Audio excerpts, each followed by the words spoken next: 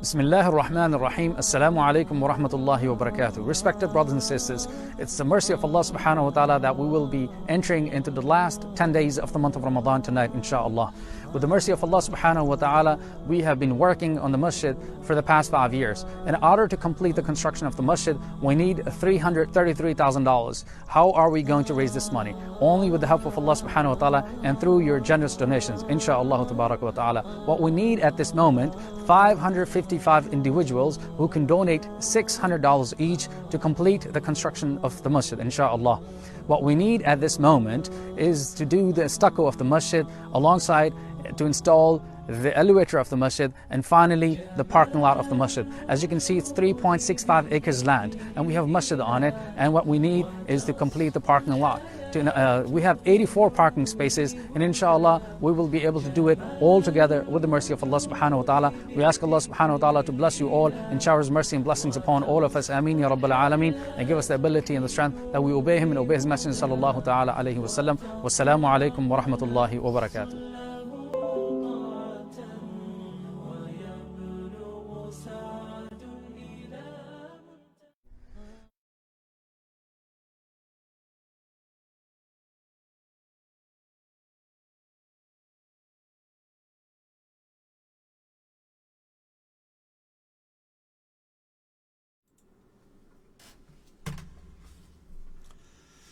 نحمده ونصلي على رسوله الكريم أما بعد أعوذ بالله من الشيطان الرجيم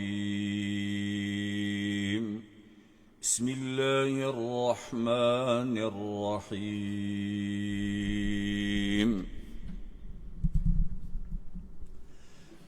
حميم عين سين قاف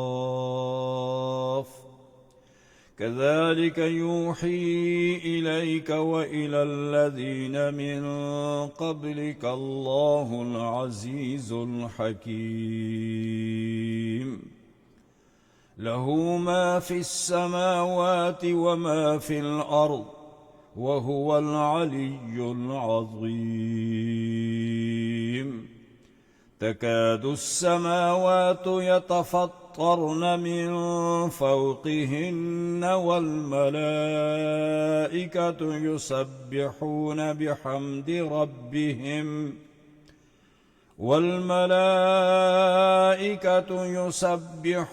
بحمد ربهم ويستغفرون لمن في الأرض ألا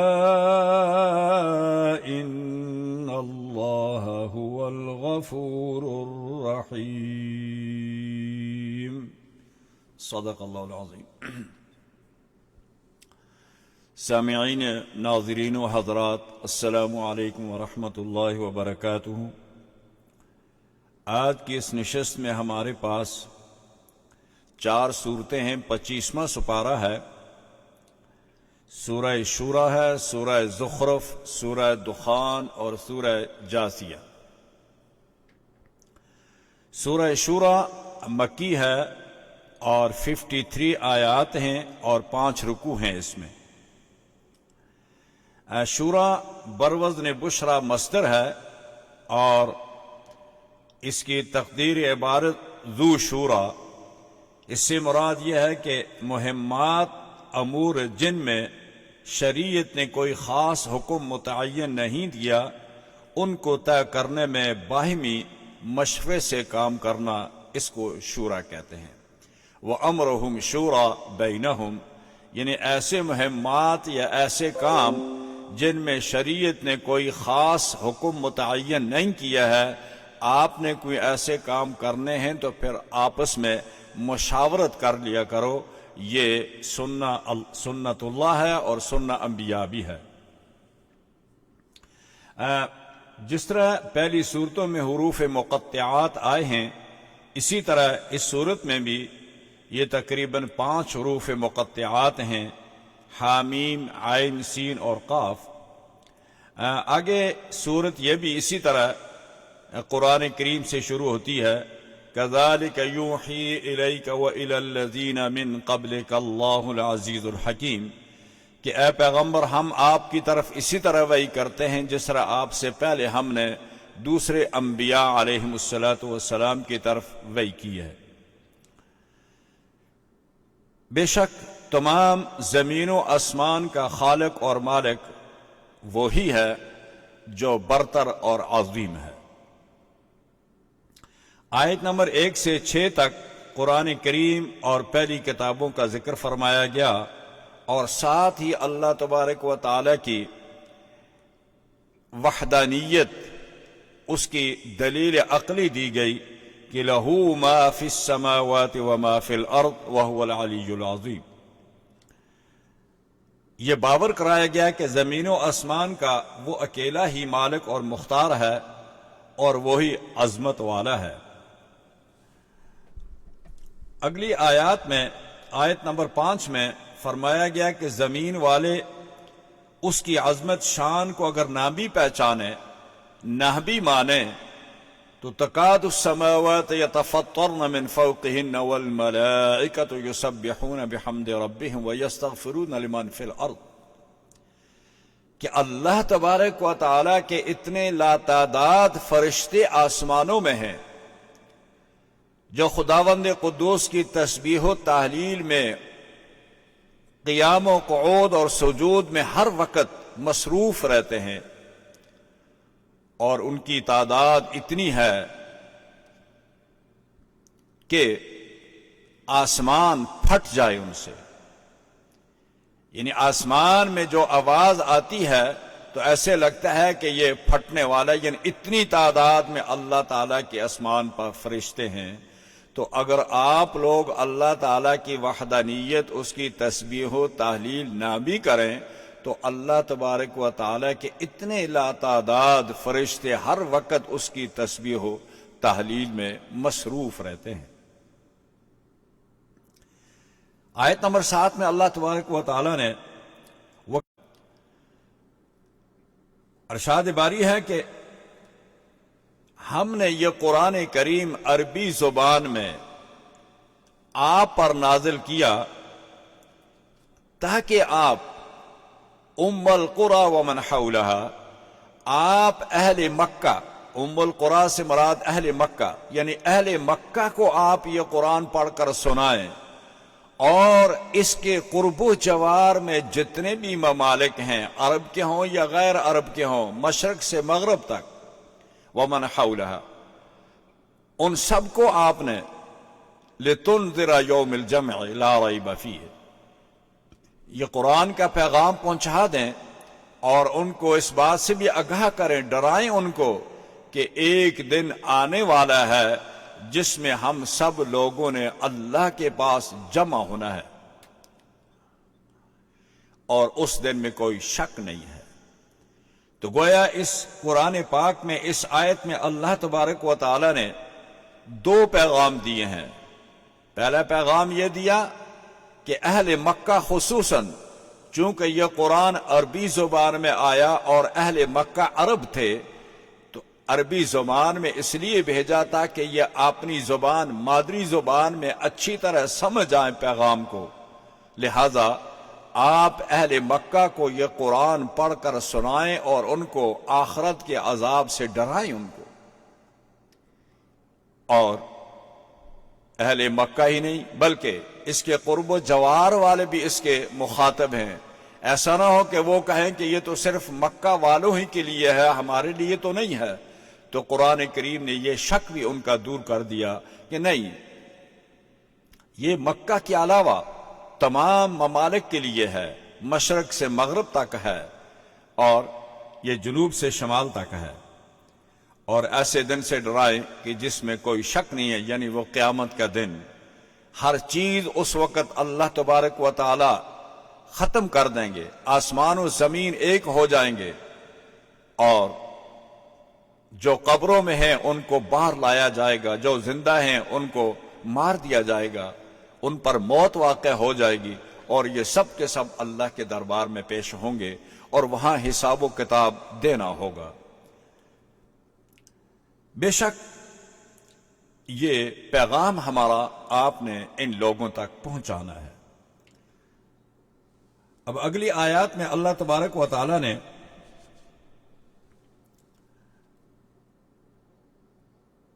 ام القری مکہ المکرمہ، چونکہ اللہ تبارک و تعالی کے نزدیک یہ تمام قرۂ ارض کی بستیوں سے افضل اور اشرف جگہ ہے، اس کا اللہ تبارک و تعالی نے انتخاب کیا۔ اس لیے کہا جاتا ہے کہ اللہ تبارک و تعالی نے رسول اکرم صلی اللہ علیہ وسلم کو جو کعبہ دیا وہ تمام زمینوں کا مرکز، تمام زمینوں سے اعلیٰ اور اشرف مقام، اور کعبہ کی زمین مکہ مکرمہ جہاں کعبہ ہے وہ زمین تمام زمینوں سے افضل، بیت اللہ تمام عبادت گاہوں سے افضل، قرآن تمام کتابوں سے افضل، پیغمبر تمام پیغمبروں سے افضل، اور یہ امت تمام امتوں سے افضل۔ لہذا ہمیں ہر صورت میں خداوند قدوس کا شکر ادا کرنا چاہیے کہ اے اللہ، آپ نے جو ہمارے لیے انتخاب کیا ہے وہ تمام ہی چیزیں سب سے بہتر اور افضل ہیں۔ امام احمد نے عدی بن حمرا زہری سے یہ روایت کیا ہے کہ وہ کہتے ہیں کہ میں نے رسول اللہ صلی اللہ علیہ وسلم سے اس وقت سنا جب آپ مکہ سے ہجرت کر رہے تھے اور آپ بازار مکہ کے مقام حضورہ میں تھے، آپ نے مکہ کو مخاطب کر کے یہ کہا کہ تو میرے نزدیک اللہ تعالی کی ساری زمین سے بہتر ہے اور ساری زمین سے زیادہ محبوب ہے۔ اگر مجھے اس زمین سے مکہ والے نہ نکالتے تو میں اس زمین کو نہ چھوڑتا۔ اور یہ پہلے بھی میں ذکر کر چکا ہوں 20ویں سپارے میں کہ سرکار دو عالم صلی اللہ علیہ وسلم جب رابغ میں پہنچے، جحفہ کے پاس پہنچے تو جبرائیل امین آئے اور آپ سے پوچھا، اے اللہ کے رسول، کیا آپ کو اپنا وطن یاد آتا ہے؟ کیا آپ کو مکہ یاد آتا ہے؟ آپ کا گھر آپ کو یاد آتا ہے؟ آپ صلی اللہ علیہ وسلم نے فرمایا کہ یاد آتا ہے اور بہت آتا ہے۔ جبرائیل امین نے کہا کہ اللہ نے مجھے بھیجا ہے کہ میں آپ کو یہ خوشخبری بھی سنا دوں کہ آج جس کیفیت سے آپ جا رہے ہیں ہم آپ کو ضرور آپ کے گھر لوٹا کر واپس لائیں گے۔ یہ ہمارا آپ سے وعدہ ہے اور بڑی شان سے لائیں گے۔ تو پھر جب مکہ فتح ہوتا ہے تو پیغمبر صلی اللہ علیہ وسلم کس شان سے مکہ میں داخل ہوئے تھے، یہ تاریخ آپ کو اس کی گواہ ہے، اور وہ بتا رہی ہے کہ پیغمبر جس شان سے داخل ہوا اور جس ڈھب سے آئے، اور پھر ان دشمنوں کو جو جان کے دشمن تھے ان کو بھی کہہ دیا کہ لا تثریب علیکم اليوم، میں آج تم سے کوئی مواخذہ نہیں کرتا۔ یہ اس مکہ کی شان تھی جس کے متعلق رسول اللہ صلی اللہ علیہ وسلم نے یہ الفاظ فرمائے کہ اے مکہ، تو مجھے بہت پیارا ہے، تو سب سے بہتر زمین ہے، لیکن کاش کہ میرے رشتہ دار، میرے اقارب، سرداران قریش، میں بھی قریش کی بنی ہاشم کی شاخ سے ہوں، یہ بھی قریش کے لوگ ہیں، لیکن کاش کہ ان کو مجھ پر نہ ترس آیا نہ رحم کی، اور مجھے آج نکال رہے ہیں، لیکن اللہ نے مجھے تسلی دی ہے کہ میں دوبارہ آؤں گا۔ اگلی آیات میں اللہ تبارک و تعالی نے شرع لکم من الدین ما وصى به نوحا والذی اوحینا الیک وما وصینا به ابراہیم وموسى وعیسى ان اقیموا الدین ولا تتفرقوا فیہ۔ اس آیت کریمہ کا حکم اس دین مشترک اور متفق علیہ کو قائم کرنے کے لیے آیا ہے، جس پر تمام انبیاء علیہم السلام متفق اور مشترک چلے آئے ہیں۔ اس دین کے اصول جو ہیں وہ ایک ہیں، تمام انبیاء علیہ الصلوۃ والسلام کا جو دین ہے سماوی ہے وہ ایک ہے، اس کے اصول ایک ہیں، توحید، رسالت، آخرت، اس پر سب ادیان متفق ہیں۔ نماز، روزہ، حج، زکوٰۃ، یہ اس کے وہ پہلو ہیں جو اس کے مثبت ہیں اور اس کے منفی پہلو۔ بدکاری، زنا تمام ادیان میں حرام ہے، چوری ڈاکہ تمام ادیان میں حرام ہے، شراب، قتل، غارت، ڈکیتی، کرپشن، یہ تمام ادیان میں مشترک ہے۔ لہذا اسی دین کی وصیت کی گئی ہے کہ ہم ایسا دین جس میں یہ تمام پہلے ادیان اور یہ دین سب اس میں متفق ہیں، لہذا اس میں تفرقہ کرنا، اختلاف کرنا حرام ہے، ناجائز ہے۔ السلام علیکم ورحمۃ اللہ وبرکاتہ۔ اگلی آیت فذلک فدع فلذلك فدع واستقم كما امرت ولا تتبع اهواءهم وقل آمنت بما انزل الله من كتاب وامرت لاعدل بينكم الله ربنا وربكم لنا اعمالنا ولكم اعمالكم لا حجة بيننا وبينكم الله يجمع بيننا واليه المصير۔ حافظ ابن کثیر نے اپنی تفسیر ابن کثیر میں یہ ذکر کیا ہے کہ یہ آیت 10 مستقل جملوں پر مشتمل ہے اور ہر جملہ خاص احکام پر مشتمل ہے۔ گویا اس ایک آیت میں احکام کی 10 فصلیں ہیں۔ اس کی نظیر پورے قرآن میں ایک آیت الکرسی ہے، اس کے سوا کوئی ایسی آیت نہیں ہے جس میں یہ 10 جملے اگٹھے اور ان 10 جملے میں 10 فصلوں کا ذکر کیا گیا ہو۔ پہلے جملے میں خداوند قدوس نے فرمایا کہ فَلِذَلِكَ فَدْعُوا، کہ اے پیغمبر توحید کی پکار لوگوں کو سنا دے، لوگوں کو اللہ کی طرف بلاؤ، اللہ کی توحید کی طرف آپ بلائیں، اور وَاسْتَقِمْ كَمَا أُمِرْتَ، جب آپ یہ پیغام سنائیں گے، جب یہ منادی کریں گے تو اس کی مخالفت ہوگی۔ پتھر برسائیں گے لوگ، کانٹے برسائیں گے آپ کے راستے میں، گالیاں دیں گے، برا بلا کہیں گے، کبھی طمع دیں گے، کبھی لالچ دیں گے، کبھی دھمکیاں دیں گے، لیکن وَاسْتَقِمْ كَمَا أُمِرْتَ، آپ ثابت قدم رہ جیجیے گا، آپ اپنے پیغام میں مستقل مزاجی سے جمے رہیں اور کسی کی پرواہ مت کیجیے گا۔ جو اللہ نے آپ کو حکم دیا ہے اس کو بلا ٹوک اور بلا جھجک اس کا اعلان کرتے جائیے گا۔ وَلَا تَتَّبِعْ أَهْوَاءَهُمْ، اور لوگوں کی مخالفت کی پرواہ مت کیجیے گا، ان کی خواہشات کے تابع مت ہوئیے گا۔ وہ خاموش کرانے کے لیے طرح طرح کے ہیلے بہانے تراشیں گے، لیکن ان کے ہیلے بہانوں میں نہیں آنا ہے، ان کی دھمکیوں سے خوف زدہ نہیں ہونا ہے۔ وَقُلْ آمَنْتُ بِمَا أَنزَلَ اللَّهُ مِنْ کتاب، اور آپ یہ کہہ دیجئے کہ میں ایمان لایا جو کچھ اللہ تبارک و تعالی نے مجھ پر نازل کیا ہے، اس کی کتاب کو منہ عن، اس پر میں ایمان لایا، اور اس کے منہ عن، اس کے پہنچانے کا میں مسئول ہوں، ذمہ دار ہوں۔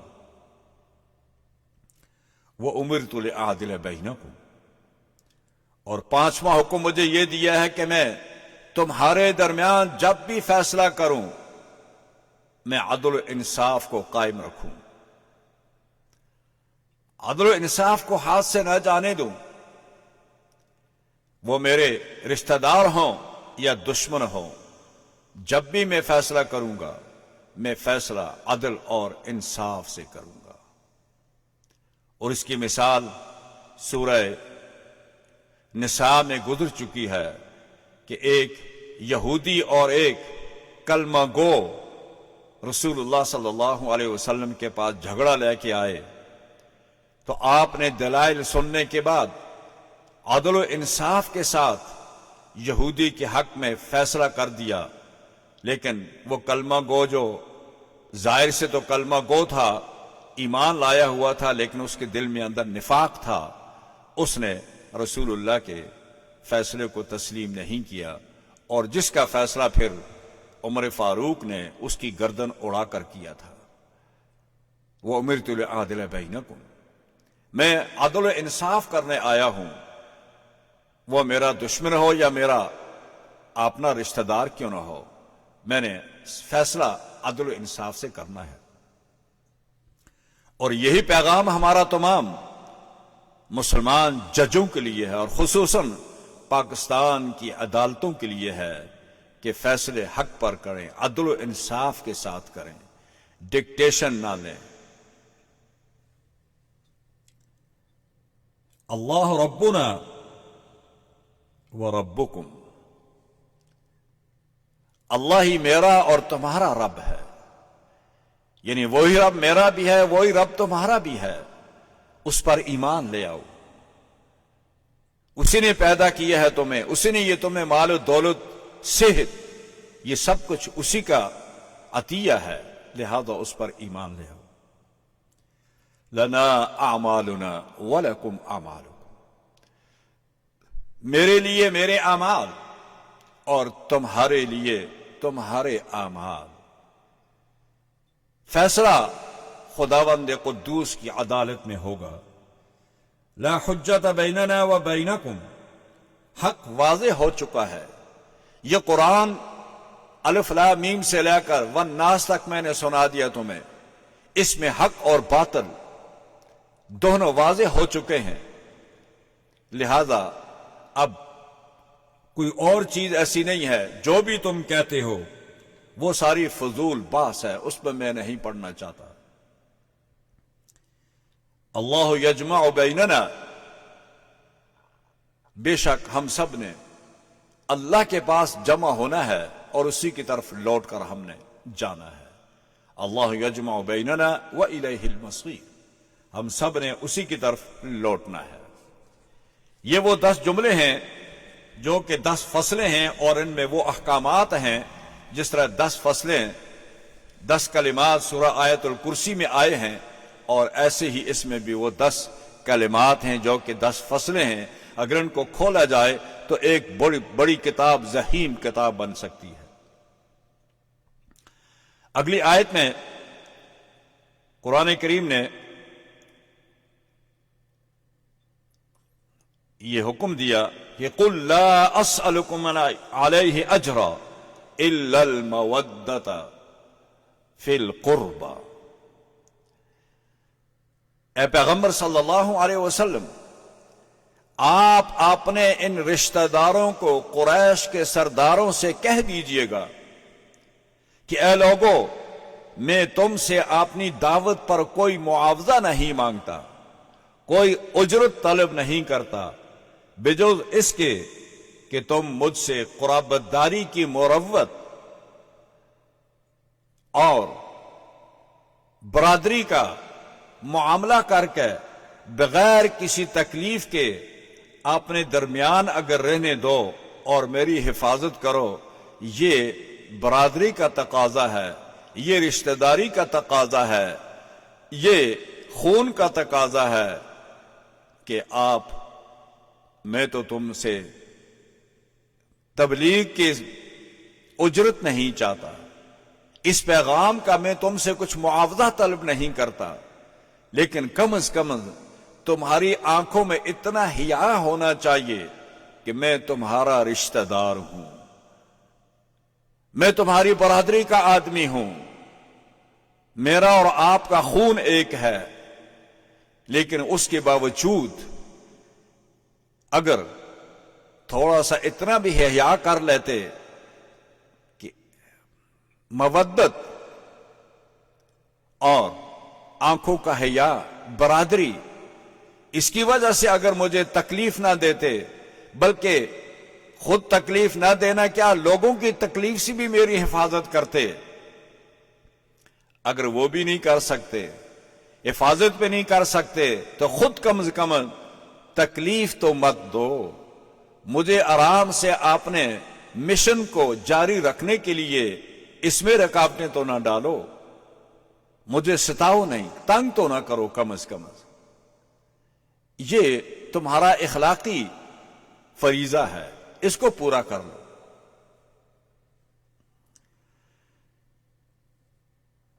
آگے آیت نمبر 36 میں اللہ تعالیٰ نے آخرت کی نعمتوں کے حصول کے لیے سب سے اہم شرائط اور اعمال اور صفات کا ذکر کیا کہ اگر آپ جنت میں جانا چاہتے ہیں، جنت کی نعمتیں حاصل کرنا چاہتے ہیں، تو ان کے لیے کچھ شرائط ہیں ہمارے، ان کے لیے جنت میں جانے کے لیے، نعمتیں حاصل کرنے کے لیے کچھ صفات ہیں اور کچھ اعمال ہیں۔ اگر وہ اعمال کرو گے، وہ صفات تمہارے اندر پائی جائیں گی، تو تم جنت کے حقدار بن جاؤ گے۔ اور وہ صفات قرآن کریم نے یوں ذکر کی، لِلَّذِينَ آمَنُوا وَعَلَىٰ رَبِّهِمْ يَتَوَكَّلُونَ۔ پہلی صفت یہ ذکر کی کہ ایمان شرط ہے جنت میں جانے کے لیے، یہ اس کی بنیاد ہے، یہ بیس ہے اس کا، یہ اس کی فاؤنڈیشن ہے۔ لہذا پہلے ایمان لاؤ، اور ایمان لانے کے بعد وَعَلَىٰ رَبِّهِمْ يَتَوَكَّلُونَ، پھر اپنے رب پر بھروسہ کرو، فل توکل کرو اللہ پر، کہ جو خوشی اور غمی ہے یہ اسی کی طرف سے ہے۔ مال اور دولت، بیماری، صحت، تمام چیزیں جو ہیں یہ خداوند قدوس کی ہی طرف سے ودیہ ہے۔ اور دوسری چیز فرمائی، الذین یجتنبون کبائر الاثم والفواحش، دوسری صفت یہ بتائی کہ وہ لوگ جنت کے حقدار ہوں گے جو کبیرہ گناہوں سے اجتناب کرتے ہیں، اور کبائر اور فواحش سے ان کو نفرت ہے، اس سے دور رہتے ہیں۔ اور تیسری شرط بتائی، وَإِذَا مَا غَضِبُوا هُمْ يَغْفِرُونَ، جب غصے میں آتے ہیں تو ان کے غصے پر قابو پانا یہ ان کے حسن اخلاق کا ایک اعلیٰ نمونہ ہے، کہ جب بھی کوئی تمہیں غصہ آئے، کسی سے لڑائی اور جھگڑا ہو جائے، یا کوئی ایسی بات کرے جو آپ کی ضمیر برداشت نہیں کر سکتی، تو اس پر غصہ مت کریں، بلکہ اس غصے کو کنٹرول کریں۔ سورہ نساء میں اللہ تبارک و تعالی نے رسول اللہ صلی اللہ علیہ وسلم کی دوسری صفات جہاں ذکر کی ہیں، وہاں یہ بھی ذکر کیا ہے کہ آپ غصے پر قابو پانے والے تھے، اور سب سے زیادہ قابو پانے والے آپ تھے۔ وَالْقَاظِمِينَ الْغَيْظَ وَالْعَافِينَ عَنِ النَّاسِ، غصے پر قابو پانا اور لوگوں سے معاف کرنا، ان کو درگزر کر دینا ان کی غلطیوں کو، یہ تیسری صفت ہے ایمان والوں، تیسری صفت ہے ایمان والوں کی۔ آگے چوتھی صفت بتائی، وَالَّذِينَ اسْتَجَابُوا لِرَبِّهِمْ وَأَقَامُوا الصَّلَاةَ، جنت میں جانے والوں کی ایک صفت یہ بھی ہے کہ وہ ہر حکم جو اللہ تبارک و تعالی کی طرف سے آیا ہے اس کو ہر صورت میں وہ قبول کرتے ہیں، وہ خوشی سے یا سختی سے، وہ ہر صورت میں اللہ کے حکم کو سر آنکھوں پر اسے تسلیم کرتے ہیں اور اس کے سامنے اپنی گردنیں جھکا دیتے ہیں. وہ نماز بھی قائم کرتے ہیں. پانچویں صفت یہ بتائی کہ جنت میں جانے والوں کے لیے ایک صفت یہ بھی ہے وَأَمْرُهُمْ شُورَى بَيْنَهُمْ کہ آپس میں مشاورت بھی کرتے ہیں. جب بھی کوئی ایسی مہم ہو، ایسے کوئی مشکل کام ہو جس میں شریعت نے کوئی ڈائریکشن نہیں دی، تو وہ آپس میں بیٹھ کر اس میں مشاورت کرتے ہیں اور مشاورت کرنے کے بعد اس کام کو کرتے ہیں. چھٹی وَمِمَّا رَزَقْنَاهُمْ يُنْفِقُونَ اور وہ آپس میں جو اللہ نے ان کو مال و دولت دی ہے اس میں سے وہ اللہ کے راستے میں خرچ بھی کرتے ہیں. وَالَّذِينَ إِذَا أَصَابَهُمُ الْبَغْيُ هُمْ يَنْتَصِرُونَ یعنی ان پر جب بھی کوئی ظلم کرتا ہے وہ برابر کا بدلہ دیتے ہیں. اذا اصابهم البغي هم ينتصرون وہ کسی پر زیادتی نہیں کرتے ہیں. جتنی تکلیف ان کو پہنچی ہے، جتنا نقصان ان کو ہوا ہے، وہ اتنا ہی بدلہ دیتے ہیں، اپنی حد سے آگے نہیں بڑھتے.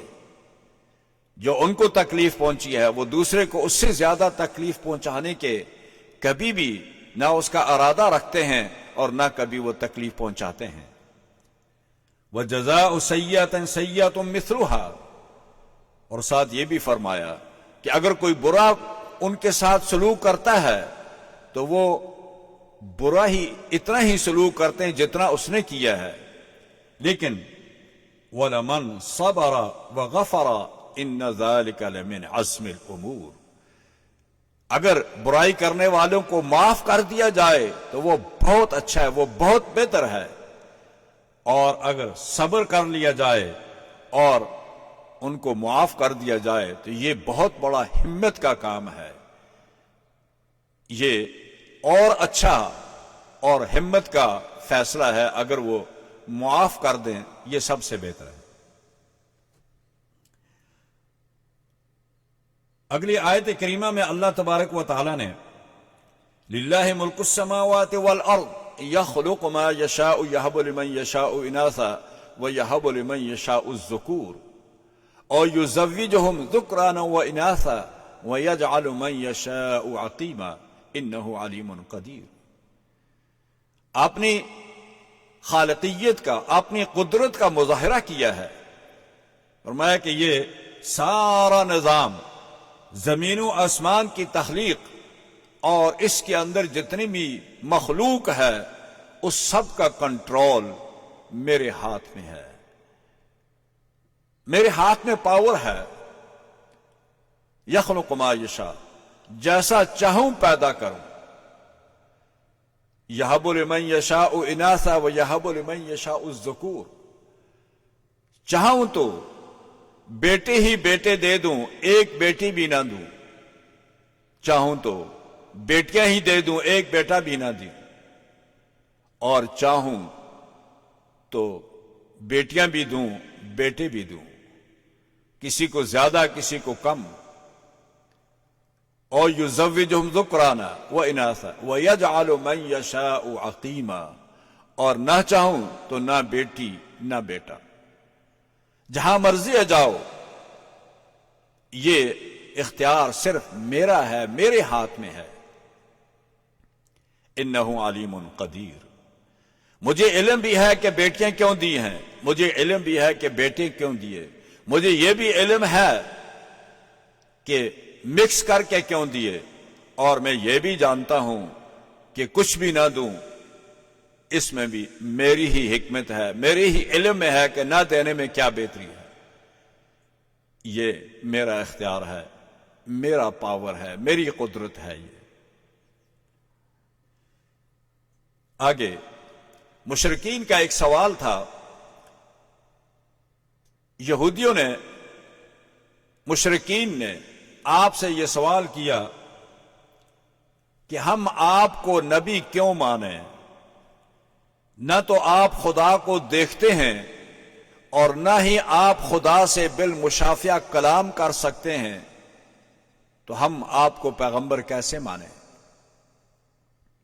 اس کا بڑا بلیغ جواب دیا گیا۔ قرآن کریم نے ارشاد فرمایا کہ ما کان لبشر ان یکلمہ اللہ الا وحیا او من وراء حجاب او یرسل رسولا فیوحی باذنہ۔ یہود نے رسول اکرم صلی اللہ علیہ وسلم سے جب یہ سوال کیا کہ ہم آپ پر کیوں ایمان لائیں، کیسے ایمان لائیں کہ نہ تو آپ خدا کو بالمشافہ دیکھتے ہیں اور نہ اللہ تعالیٰ سے کلام کرتے ہیں، تو اس کا جواب دیا کہ کوئی بشر اللہ سے بالمشافہ کلام نہیں کر سکتا، یعنی اللہ کو دیکھ نہیں سکتا۔ حضرت موسیٰ علیہ السلام نے جو کلام کیا تھا وہ بالمشافہ نہیں تھا، وہ بھی ایک غیب سے آواز تھی، اور حضرت موسیٰ نے فرمائش کی کہ اے اللہ میں دیکھنا چاہتا ہوں، تو اللہ تبارک و تعالی نے یہ جواب دیا کہ لن ترانی ولكن انظر الى الجبل فان استقر مكانه فسوف ترانی۔ تو کسی بشر کے لیے اس کی یہ ہمت نہیں ہے، اس کے پاس وہ آنکھوں میں قوت نہیں ہے کہ وہ اللہ تبارک و تعالی کو اس جہان میں دیکھ سکے۔ چونکہ انسان کی قوت بصری بہت ضعیف اور بہت کمزور ہے، اور خداوند قدوس کا جلال بہت ہی زیادہ ہے، اس کو آپ ان آنکھوں سے نہیں دے سکتے۔ لہذا اللہ تبارک و تعالی کے ہم کلام ہونے کے لیے یا تو اللہ تبارک و تعالی پردہ کے پیچھے سے آواز دیتا ہے اور آپ اس کو سن سکتے ہیں، آپ دیکھ نہیں سکتے، اللہ کی آواز سن سکتے ہیں، جیسے موسیٰ کو اللہ تعالی نے اپنا کلام سنایا۔ اور یرسل رسولا فیوحی باذنہ، یا اللہ تبارک و تعالی اپنا پیغمبر فرشتہ بھیجتے ہیں اور وہ پیغمبر کو اپنا پیغام پہنچا دیتا ہے، یا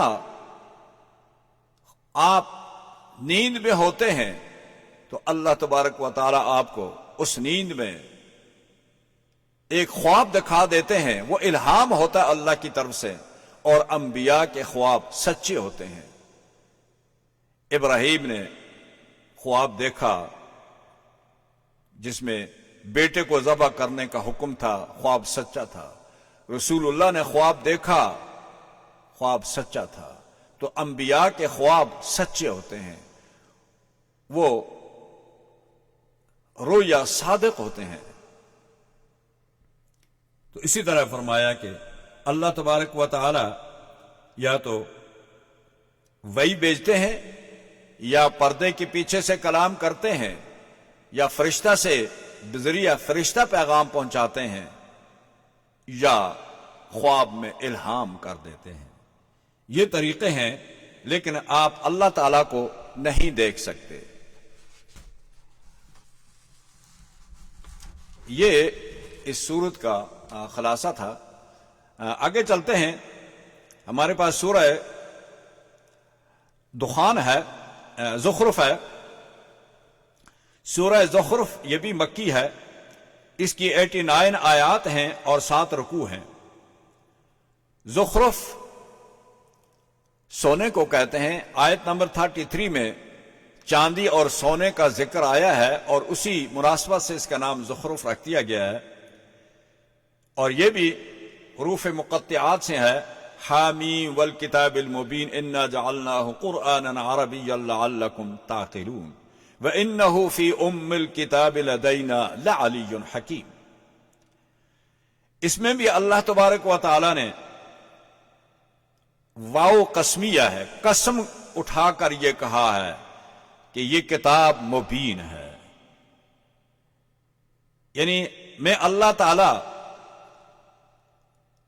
یہ قسم فرما کر کہتے ہیں کہ یہ کتاب مبین ہے، یہ واضح کتاب ہے جو کہ ہم نے عربی زبان میں اتاری ہے، اور یہ ہمارے پاس لوح محفوظ میں برتر اور مستحکم بڑے رتبہ اور عظمت اور حکمت والی کتاب ہے۔ یہ لوح محفوظ میں بھی ہے، انہ لقرآن کریم فی کتاب مکنون، اور سورہ بروج میں فرمایا کہ فی لوح محفوظ، یہ لوح محفوظ میں اللہ تعالیٰ نے اس کو وہاں بھی محفوظ کیا ہوا ہے۔ اس میں وَقَالُوا لَوْلَا نُزِّلَ هَذَا الْقُرْآنُ عَلَى رَجُلٍ مِّنَ الْقَرْيَتَيْنِ عَظِيمٍ، ابتدائی آیات میں قرآن کریم کی صفات بیان کی، اپنی تخلیق، اور اللہ تعالیٰ نے وحدانیت اور رسالت اور قیامت کا ذکر فرمایا۔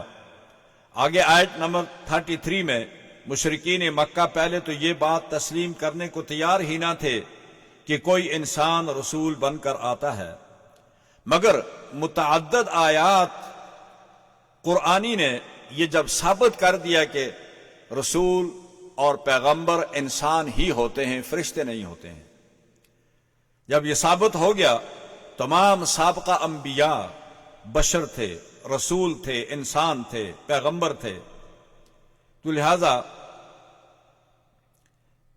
اب وہ لاجواب ہو کر دوسرا سوال کرتے ہیں، اچھا مان لیتے ہیں کہ اگر رسول اور پیغمبر جو ہے وہ بشر ہوتا ہے، انسان ہوتا ہے، تو پھر اللہ تعالیٰ نے یہ نبوت کسی ایسے شخص کو کیوں نہیں دی کہ جو مالی لحاظ سے سب سے زیادہ مالدار ہوتا، مستحکم ہوتا، یا وہ کسی علاقے کا سردار ہوتا، بڑا نمائندہ ہوتا، بڑا لیڈر ہوتا، جیسا کہ مکہ مکرمہ میں ولید بن مغیرہ ہے، جیسا کہ عتبہ بن ربیع ہیں، جیسے طائف میں عمر بن مسعود ثقفی ہیں، یا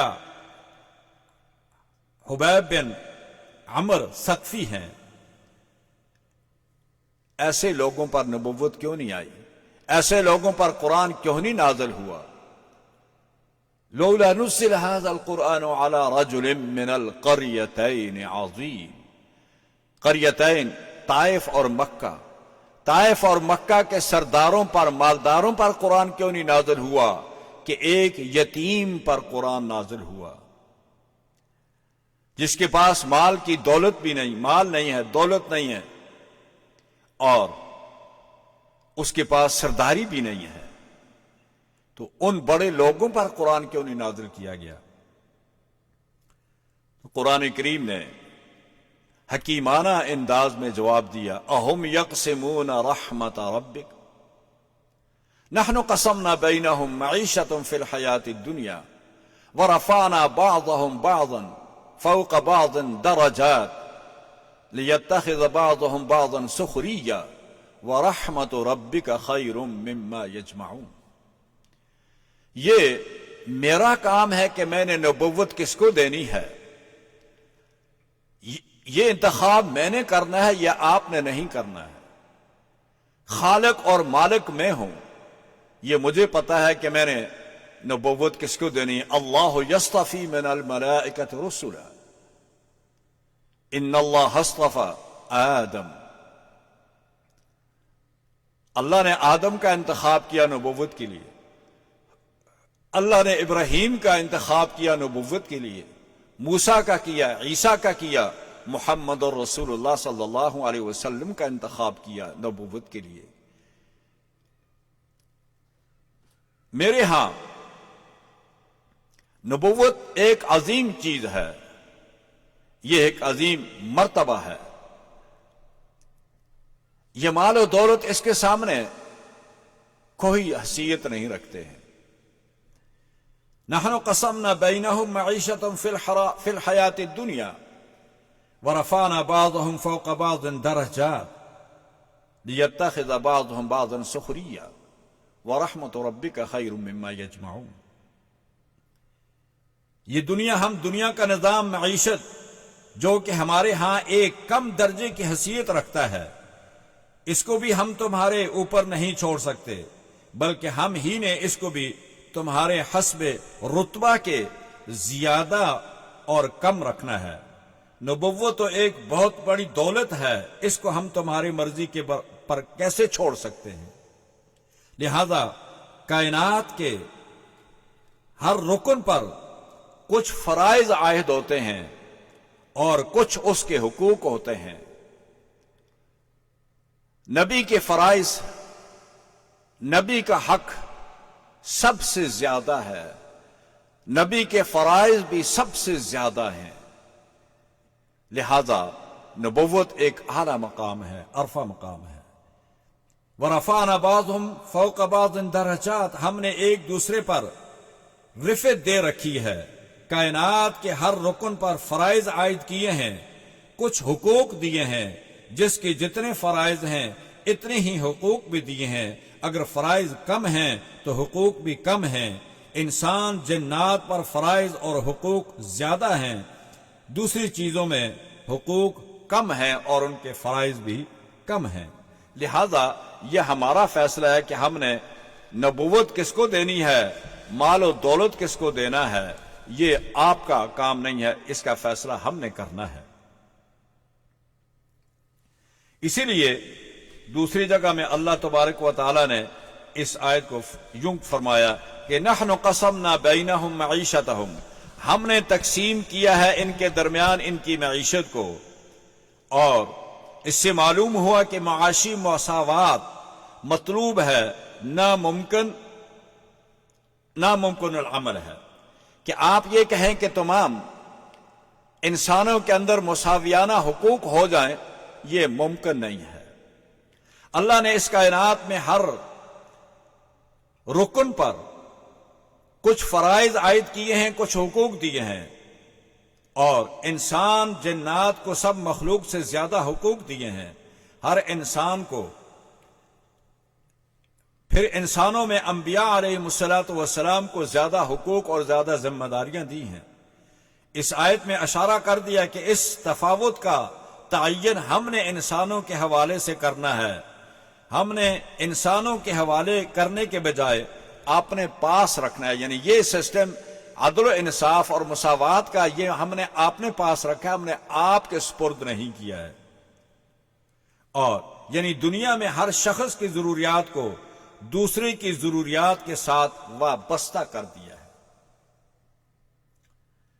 اللہ تبارک و تعالی نے ایسا نظام بنایا ہے کہ ہر آدمی دوسرے آدمی کا محتاج ہے، بڑے سے بڑا کیوں نہ ہو، چھوٹے سے چھوٹا کیوں نہ ہو۔ اللہ نے طبقات رکھے ہیں۔ اللہ تبارک و تعالی نے انسان کے اندر یہ تفاوت رکھی ہے کہ ایک ڈاکٹر ہے، وہ انسان کی جسم کی بیماریوں کا علاج کرتا ہے، لیکن وہ محتاج ہے جوتا بنانے والے کا۔ اگر جوتا بنانے والا نہیں بنائے گا تو ڈاکٹر اپنے لیے جوتا نہیں بنا سکتا۔ وہ محتاج ہے درزی کا، کپڑے سینے کا، اگر وہ کپڑا بنا کر نہ دے تو یہ کپڑا بنانا نہیں جانتا۔ وہ محتاج ہے لوہار کا، اگر وہ اس کو اوزار بنا کر نہیں دے گا تو یہ معذور ہو جائے گا۔ وہ لکڑ بنانے والے کا، فرنیچر بنانے والے کا محتاج ہے، وہ بلڈنگ بنانے والے کا محتاج ہے، اور ہر آدمی ایک دوسرے کا محتاج ہے۔ یہ پیسہ نہیں کمائے گا تو جوتے بنانے والے کو مزدوری کہاں سے ملے گی؟ تو یہ اللہ تعالیٰ نے ایسا نظام بنایا ہے، ڈرائیور گاڑی چلا کر مزدوری کرے گا اور افسر ڈرائیور کا محتاج ہے، ڈرائیور اس کا محتاج ہے۔ تو گویا اللہ تعالیٰ نے یہ مساوات ایسی رکھی ہے کہ ہر آدمی ایک دوسرے معاشرے کے اندر ایک دوسرے کا جز ہے، اس کے بغیر وہ معاشرہ مکمل نہیں ہوتا ہے، کمپلیٹ نہیں ہوتا ہے۔ تو فرمایا کہ نحن قسمنا بینہم معیشتہم فی الحیات الدنیا ورفعنا بعضہم فوق بعض درجات، ہم نے سب کو ایک دوسرے پر فوقیت بھی دی ہوئی ہے اور ہم نے درجات رکھے ہیں، اسی کے مطابق ان کو رزق بھی ملتا ہے، اسی کے مطابق وہ کام بھی کرتے ہیں اور عمل بھی کرتے ہیں۔ اور اگر یہ بات نہ ہوتی وَلَوْلَا أَن يَكُونَ النَّاسُ أُمَّةً وَاحِدَةً لَجَعَلْنَا لِمَن يَكْفُرُ بِالرَّحْمَنِ لِبُيُوتِهِمْ سُقُفًا مِّن فِضَّةٍ وَمَعَارِجَ عَلَيْهَا يَظْهَرُونَ، اور اگر یہ بات متوقع نہ ہوتی کہ قریب تمام آدمی ایک ہی طریقے پر ہو جائیں گے، یعنی کافر ہو جائیں گے، یعنی اگر اللہ تبارک و تعالی کو یہ نہ ہوتا، اس بات کا خوف، یعنی اس بات کا ڈر نہ ہوتا کہ اگر ہم یہ کفار کو جو اللہ پر ایمان نہیں لاتے تو ہمارے ہاں تو دولت کی کوئی ویلیو نہیں ہے، تو ہم ان کفار کے مکانات سونے اور چاندی کی چھتیں، ان کی سیڑھیاں سونے کے بناتے، ان کے پاس سونے اور چاندی کے مکانات ہم بنا کر ان کو دے دیتے۔ اگر یہ ایسا کر دیتے تو دوسرے لوگ جو ایمان لائے ان کے دل میں یہ ہوتا کہ ان کے پاس اتنا مال کیوں آ گیا، تو شاید لوگ ایمان سے ڈگمگا جاتے۔ اگر یہ کفر کا خطرہ نہ ہوتا تو مال کی ہمارے ہاں تو کوئی ویلیو ہی نہیں تھی۔ یعنی جو شخص جان بوجھ کر اللہ تعالیٰ کے قرآن سے اعراض کرتا ہے، اور یہ مال ہم ان کافروں کو اتنا دیتے کہ سونے اور چاندی کی چھتیں بنا دیتے، لیکن نبی کریم صلی اللہ علیہ وسلم نے یہ بھی فرمایا کہ اگر اللہ کے ہاں دنیا کی ویلیو ایک مچھر کے پر سے زیادہ نہ ہوتی تو اللہ تعالی ما سقا شربتن، کہ اللہ کافر کو ایک پانی کا قطرہ بھی نہ پلاتے، لیکن دنیا کی ویلیو اللہ کے ہاں نہیں ہے، اس لیے اللہ تعالیٰ نے ان لوگوں کو دنیا دے دی اور اللہ تعالیٰ نے ایمان والوں کو آخرت دے دی۔ لہذا یہ ایک مساوات اللہ تعالیٰ نے مال و دولت کی زیادتی فضیلت کا سبب نہیں ہے، اس کی کمی رتبہ میں کمی کی علامت نہیں ہے، اور اس کی زیادتی رتبہ میں زیادتی کی علامت نہیں ہے۔ البتہ نبوت کے لیے کچھ اعلیٰ درجے کے اوصاف ضروری ہیں، وہ حضور صلی اللہ علیہ وسلم میں بدرجہ اتم پائے جاتے ہیں، اس لیے یہ اعتراض بالکل لغو اور بے بنیاد ہے کہ یہ قرآن ان لوگوں پر کیوں نہیں اتارا گیا کہ جن کے پاس مال اور دولت ہے۔ آگے سورہ دخان ہے، یہ بھی مکی ہے، اس کی 59 آیات ہیں اور 3 رکوع ہیں۔ فضیلت سورہ دخان، حضرت ابو ہریرہ فرماتے ہیں کہ نبی اکرم صلی اللہ علیہ وسلم نے ارشاد فرمایا کہ جو شخص جمعہ کی رات کو سورہ دخان پڑھ لے، صبح تک وہ گناہوں سے دور رہے گا اور گناہ اس کے قریب نہیں آئیں گے اور وہ محفوظ رہے گا۔ حضرت امامہ فرماتے ہیں کہ میں نے رسول اللہ صلی اللہ علیہ وسلم سے سنا، جو شخص جمعہ کی رات یا دن میں یہ سورت پڑھ لے، اللہ تبارک و تعالیٰ کے لیے اللہ تعالیٰ اس کے لیے جنت میں گھر بنائیں گے۔ جیسا کہ سورہ زخرف میں اللہ تعالیٰ کی نے قسم کھا کر ارشاد فرمایا کہ ہم نے اس کتاب کو عربی زبان میں اتارا ہے، اسی طرح یہاں بھی فرمایا کہ حامیم والکتاب المبین انا انزلناہ فی لیلۃ مبارکہ۔ سورہ قدر میں بھی اللہ تبارک و تعالیٰ نے قرآن کے نزول کا واقعہ بیان کیا کہ قرآن ہم نے لیلۃ القدر میں نازل کیا، اور یہاں بھی فرمایا کہ انا انزلنا فی لیلۃ مبارکۃ انا کنا منذرین، کہ یہاں بھی ہم نے اس قرآن کو لیلہ مبارکہ میں یعنی لیلۃ القدر میں اور نازل فرمایا۔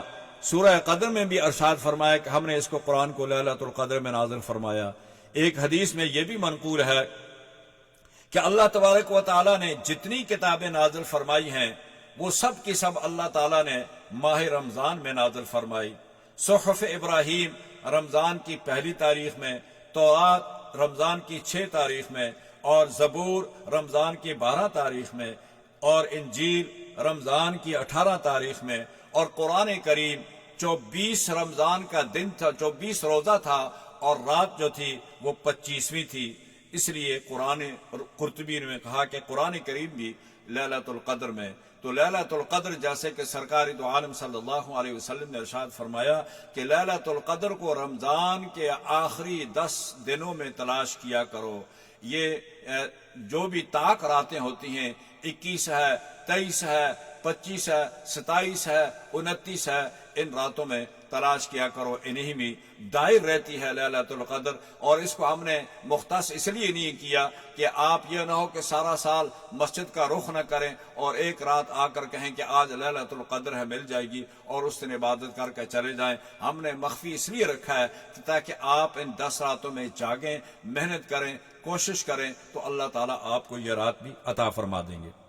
فیہا یفرق کل امر حکیم. ابن عباس فرماتے ہیں کہ یہ رات جس میں نزول قرآن ہوا شب قدر ہے. اسی میں مخلوقات کے تمام اہم امور جن کے فیصلے اس سال میں اگلے شب قدر تک واقع ہونے والے ہیں یہ تمام فیصلے آج کر دیے جاتے ہیں. لیلۃ القدر میں یعنی اس رات میں اللہ تبارک و تعالی جو بھی فیصلے پہلے سے لوح محفوظ میں لکھے ہوتے ہیں وہ ایک سال کا بجٹ جو ہوتا ہے وہ اللہ تبارک و تعالی اس رات میں, آج کی اس رات میں یعنی 27ویں یا جو بھی طاق رات ہو اس میں اللہ تعالیٰ یہ فرشتوں کے حوالے کر دیتے ہیں کہ جو اس پر مامور ہیں کہ اس سال سے لے کر اگلے سال تک اس رات تک لیلۃ القدر تک ان لوگوں نے آنا ہے, ان لوگوں نے دنیا سے رخصت ہونا ہے, ان کو اتنا رزق دینا ہے, یہ بیمار ہوں گے, یہ شفا پائیں گے. جو بھی ان کے متعلق فیصلے ہوتے ہیں وہ اس رات میں فیصلے کر دیے جاتے ہیں اور فرشتوں کے حوالے کر دیے جاتے ہیں کہ ان کو نافذ کرو. اگلے دخان کے معنی دھوئیں کے ہوتے ہیں. فارتقب یوم تأتی السماء بدخان مبین. اس میں بہت سارا اختلاف بھی ہے لیکن کچھ روایات ہیں جو میں ذکر کر دیتا ہوں. جس دخان مبین کا ذکر اس آیت میں آیا ہے حضرات صحابہ اور تابعین کے اس میں 3 قول ہیں. یہ علامات قیامت کی علامت میں سے ایک علامت ہے, قیامت کے قریب واقع ہوگی. پیشن گوئی واقع ہو چکی ہے. اس کا مصداق مکہ مکرمہ کا قحط ہے. رسول اللہ صلی اللہ علیہ وسلم کی بد دعا سے ان لوگوں پر اللہ نے قحط مسلط کیا. اور تیسرا قول یہ ہے کہ وہ گرد غبار جو فتح مکہ کے وقت آسمانوں پر چھا گیا تھا اس دخان سے مراد وہ ہے. صحیح مسلم میں حضرت حذیفہ فرماتے ہیں کہ ایک دفعہ ہم آپس میں علامات قیامت کا تذکرہ کر رہے تھے. حضور صلی اللہ علیہ وسلم نے بالخانے سے ہم پر نظر فرمائی. آپ نے فرمایا کہ قیامت اس وقت تک قائم نہ ہوگی جب تک 10 علامتیں نہ دیکھ لو, اور وہ 10 علامتیں یہ ہیں. فرمایا کہ آفتاب مغرب سے طلوع ہو جائے گا, ایک یہ علامت ہے. دخان آسمان پر دھواں چھا جائے گا, دوسری. دابت الارض, ایک جانور بیت اللہ کے اندر کعبہ کے اندر یعنی کعبہ خانہ کعبہ کے اندر سے نکلے گا اور لوگوں سے باتیں کرے گا. یہ سورہ نمل میں 20ویں سپارے میں گزر چکا ہے. اور فرمایا خروج دجال اور یاجوج اور ماجوج کا خروج, نزول عیسیٰ, دجال کا خروج, 3 خسف, 3 زلزلے آئیں گے یعنی ایک مشرق میں, ایک مغرب میں اور تیسرا جزیرۃ العرب میں آئے گا. اور آگ جو قار عدن سے نکلے گی جہاں لوگ ٹھہریں گے رک جائے گی, اور جب صبح ہوگی پھر وہ چلے گی. جہاں لوگ دن کو ٹھہریں گے وہاں رکے گی, جہاں رات کو رکیں گے وہاں رک جائے گی. ایک یہ ہے جب یہ ساری نشانیاں ظاہر ہو جائیں گی تو اس وقت قیامت آ جائے گی. تو گویا قیامت کا وقت ایک مقرر ہے, اس وقت وہ قائم ہوگی. اگلی آیت میں فما بقت علیہم السماء والارض وما كانوا منظرین, پس ان پر آسمان و زمین کو رونا نہیں آتا, یعنی زمین پر بھی انہوں نے کوئی اچھا کام نہیں کیا اور نہ زمین پر اور نہ آسمانوں میں ان کا کوئی ایسا اچھا عمل پڑا ہے کہ اگر یہ کفار مر جائے تو ان پر زمین روئے یا آسمان روئے کہ یہ مر گئے تو ان کا عمل رہ گیا, یا آسمان والے یہ کہیں کہ ان کا عمل اچھا آسمان کی طرف آیا تھا اور ان کے مرنے سے یہ عمل ختم ہو گیا. تو ان کا کوئی ایسا اچھا کام نہیں تھا. یہ حضور نبی کریم صلی اللہ علیہ وسلم نے ان لوگوں کے بارے میں فرمایا کہ جو لوگ مر جاتے ہیں اگر اچھے کام کریں تو ان کے لیے زمین روتی ہے, اور اگر اچھے عمل ہوں آسمان کی طرف چڑھیں تو آسمان روتا ہے ان کے چلے جانے سے، رخصت ہو جانے تھے، لیکن ان کا کوئی ایسا اچھا کام نہیں تھا، ان پر نہ آسمان روتا ہے نہ زمین روتی ہے۔ یہاں ہی ختم کرتے ہیں، انشاءاللہ سورہ جاسیہ کو کل انشاءاللہ ذکر کر دیں گے۔ اللہ تعالیٰ مجھے اور آپ سب کو اس پر عمل کرنے کی توفیق عطا فرمائے۔ الحمدللہ رب العالمین والعاقبۃ للمتقین والصلاة والسلام علی اشرف الانبیاء والمرسلین۔ اللہم انک عفو تحب العفو فاعف عنا یا ارحم الراحمین۔ وصلی اللہ علی النبی وعلی آلہ واصحابہ اجمعین برحمتک یا ارحم